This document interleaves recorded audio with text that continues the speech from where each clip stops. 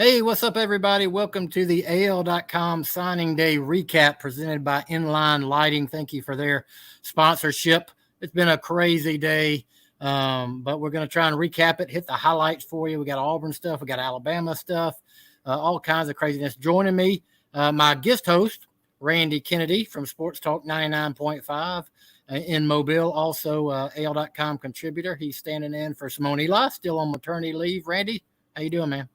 Doing good. It has been a crazy day, but we've come to expect that on signing day. Yeah, so let's hit some of the big topics that we saw, especially in state.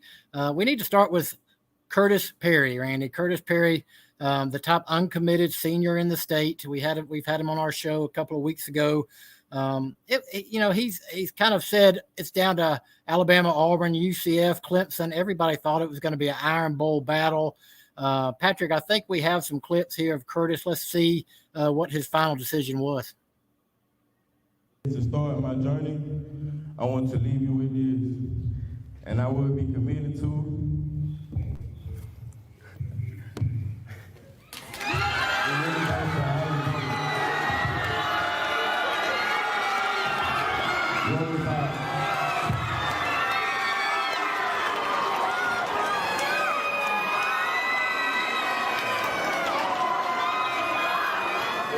I knew last night. Yes, sir. Just again, bringing together with my family, just knowing that I had a wise decision to make. So, what was the final thing that made the decision for you? What turned it? My last conversation with Coach Nick Saban, he just being big on me. He making me a factor on his team. Just he seen the longest tip goals that I seen in myself, so it made it easy for me. There it is. So Khurtiss Perry commits to Alabama. It was trending that way, Randy, but your thoughts on him going to Alabama? Look, Ben, every individual person is different, and that's same for recruits also. Khurtiss Perry enjoyed the recruiting game. Nothing wrong with that. I mean, might as well, you go through it one time ever, you might as well enjoy it. I thought he was going to Alabama all along. It just makes too much sense. I mean, guys in the state of Alabama during this Alabama dynasty, they go to Alabama. I mean, that just makes sense on the surface, whether you're in state or you're looking at it from the outside. This year, Alabama got just about everybody in state they wanted. Two guys maybe you could make a case they did not get, but Khurtiss Perry is going to be a great fit in the Alabama defense, just like he would have been anywhere else. But it was interesting that he went to the Iron Bowl and then said that Auburn was his leader, which certainly that you got to take that seriously. But in the end, he decides to go to Alabama. They certainly prioritized him at Alabama. There's no question about that. In his only year at Pike Road, he helps them to the Class 5A state title. We got a chance to see him multiple times in the Mobile area. And, of course, he was dominant in that game against Pleasant Grove, the championship game, 3 sacks in the first half. Your feelings on what he brings to an already stacked Alabama defense, Randy? Well, the best first step I've ever seen from a defensive lineman, period. Of all the years I've been doing this and following recruiting, I've never seen a guy in state or out of state who had a better first step than Khurtiss Perry. Now we'll see how he's able to translate that to the college level. Can he play inside, to play interior defensive lineman in the SEC? I think he can. That's probably what they're going to ask him to do, though. I could certainly see him being a pass rusher on the edge as well. But the thing that stands out is when you turn on the tape, that first step of his, you just think, well, he's got to be off sides because he's so quick with that initial step. Yeah, he was great. Hit the quarterback on the first play of the game in the 5A championship game and got a deflection. So Khurtiss Perry ends up at Alabama. Somebody who didn't end up at Alabama, Randy, Robert Woodyard, the linebacker from Williamson High School. I think Robert maybe thought this was a surprise, but it wasn't a surprise to a lot of people. He ends up in the Auburn class, signing with Auburn. We got some video for him. I was there earlier today. Let's roll that, Patrick. I had it in my mind for like at least 3 weeks from now. What was it? I mean, why? It was just the best fit for me. For me, it was just, I think I'm the best fit for Auburn. How do you think he fit there in the linebacker? Just how they play their role. I could be coming off the edge. It really doesn't matter. I can do it all. Who was the main recruiter for Auburn? The main recruiters, Coach Ian, Coach Skibney. How's it feel now that this decision's finally officially going on? It wasn't that much. People might think it was a lot of pressure, but it wasn't that much pressure. It still feel the same. I'm just ready to get to work. So this guy has been on the recruiting radar, Randy, for since before I knew you. I think about 4 years ago. I think at one time he was kind of vying to be the number one player in this class 3 or 4 years ago. He's had kind of an injury-filled career. I'm not sure he's reached his potential, but he's got a lot of potential, right? This is a good fit for Auburn. Oh, it really is. And just like Khurtiss Perry, we were talking like 3 years ago that these guys had a chance to be number 1 and 2 in the class. Now, other guys emerged that joined them at the top. But, yeah, we've known about him for a long time. In fact, after his freshman year, I remember talking to a recruiter at a major top 10 national program on the college level who said Robert Woodyard had a chance to be the number 1 recruit in the country, any position. Didn't turn out that way, but it's not like his career was a disappointment. He's really good. He was great on offense as well when they put him at running back or receiver, just showing his versatility. But he's going to be a linebacker at Auburn. I think he's going to be a very good player in that defense. Yeah, I agree. So good. He ends up in the Auburn class. I'm at Faith Academy right now where Shemar James, who was kind of the other piece of this puzzle, I guess, in state going into the day, highly valued prospect, top 5 guy in the state, was down to Florida, Alabama, Georgia, probably. He mentioned to me last week that Nebraska and Texas A&M were kind of in there, but we all thought it was Florida, Alabama, Georgia. And I really think it was a tough decision. Here is what he decided just a few minutes ago. My athletic and academic career at the University of Florida.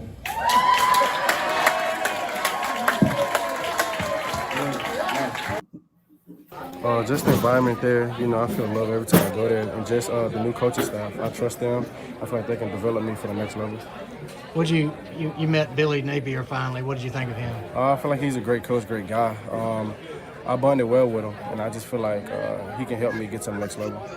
What did you between when you decommitted and now that you recommitted and signed, were you ever going to go anywhere else or what? I was, Georgia or Alabama. I mean, it was a very tough decision.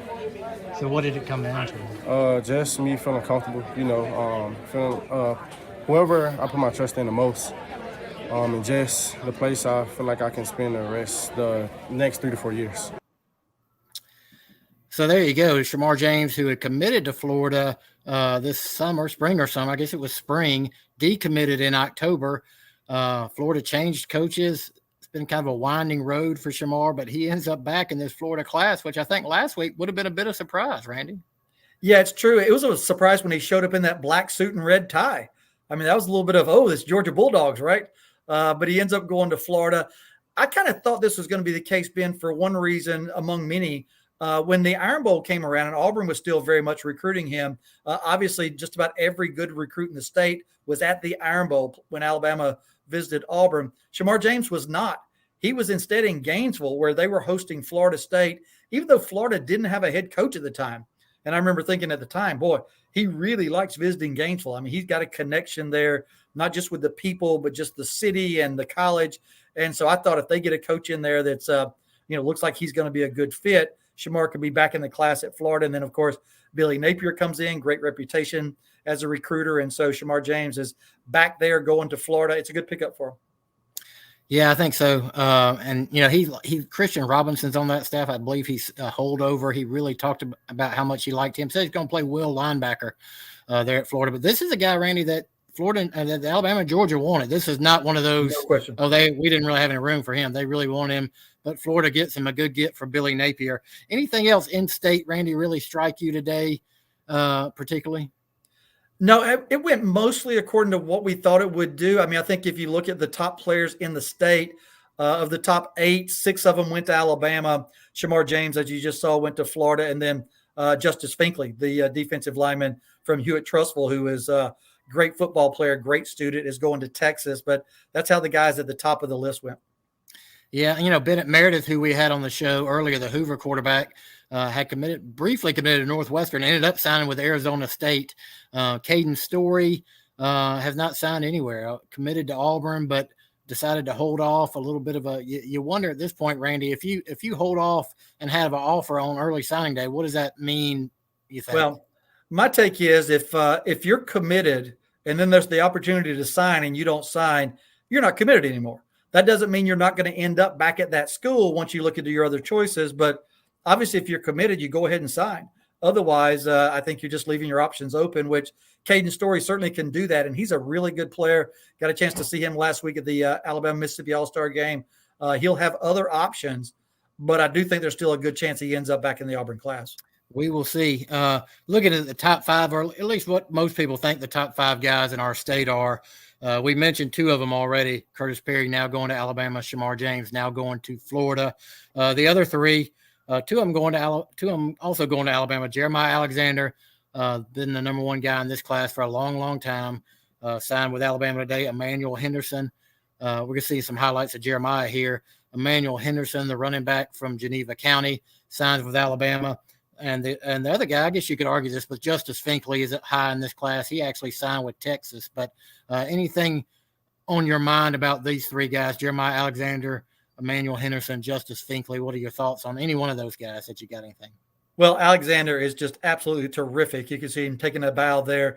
The thing with Alexander is he's got a high ceiling, but his floor is about as high as anybody. I mean, you just look at the way he played at Thompson High School. There's just no doubt he's going to go to Alabama and pretty quickly be a major contributor because not only is he one of these guys that is spectacular, like, just outclassing smaller guys at the high school level in terms of like rushing the passer and doing this, the fancy stuff and the highlight stuff, but he's really a strong guy. He sets the edge. He's going to be, a guy that just, you can't run around on the end. He's just going to be a good player at Alabama, I think, from day one as a defensive end and a guy who can rush the passer, but also do a bunch of other stuff. Yeah, I think so too. Justice Finkley, interested in going to Texas. That's unusual for us. Emmanuel Henderson's been committed to Alabama for a long time. Small school guy who committed to Alabama and stuck with them. And he's not going to be an early enrollee. He's still at Geneva County.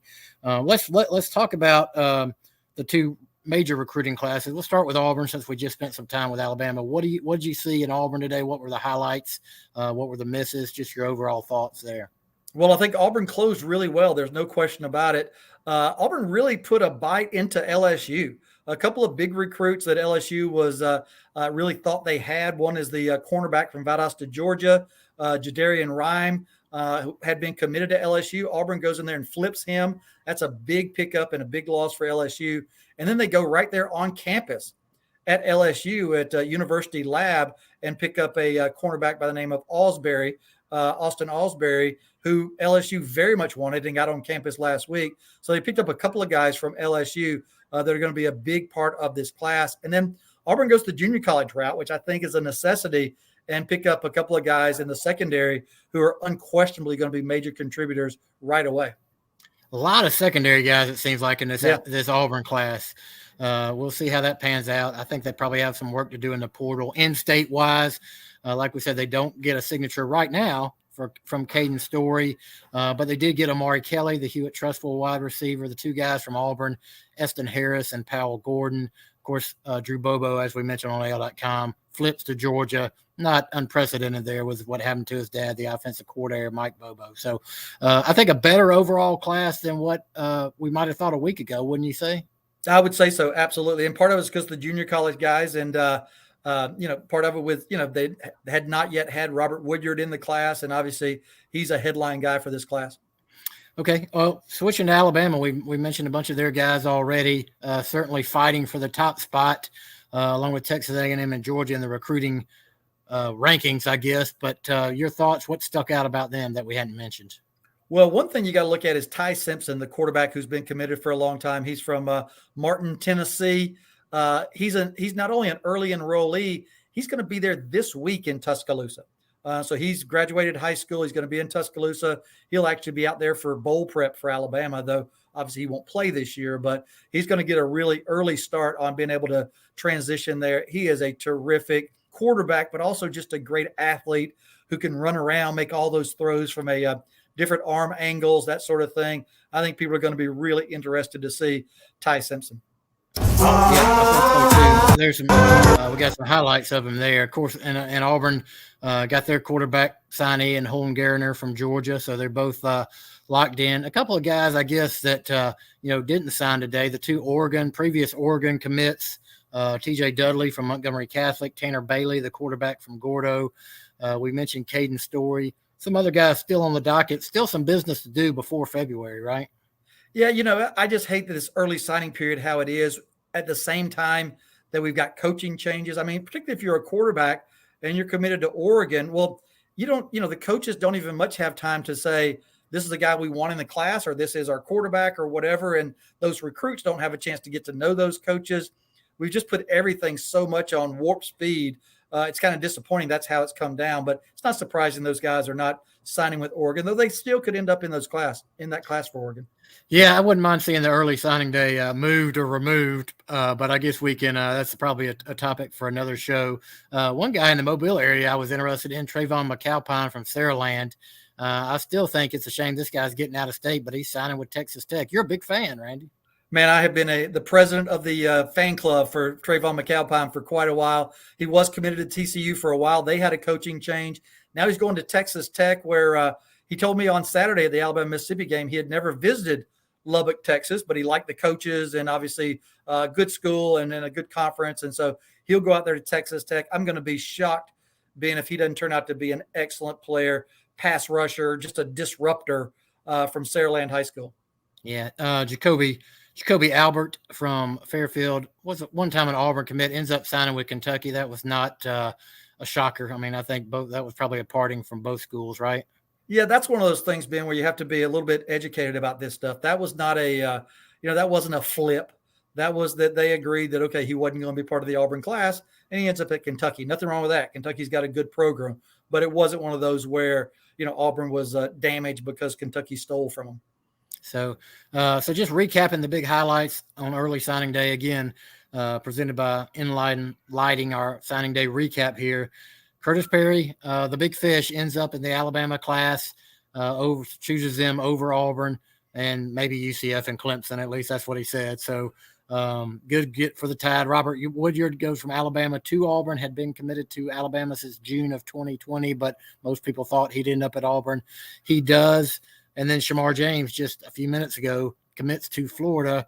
There was still a lot of chatter about this, Randy, because I was being followed while I was out here by Florida people, by Georgia people especially. So maybe Alabama knew they weren't getting him, but I think it was down for those two, but for sure.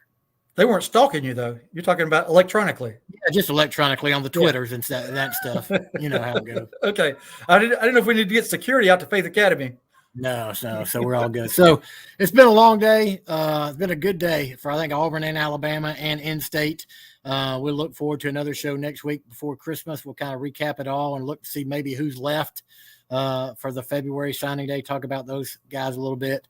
And obviously next year, a huge class with Peter Woods and Tamarian Parker and Tony Mitchell and those guys. So thank you guys for joining us on the AL.com signing day recap, brought to you by Inline Lighting. Thank you, Randy, for taking the time. Early Merry Christmas to everybody, but we'll see you next week and we'll recap everything again. Thanks to Patrick Green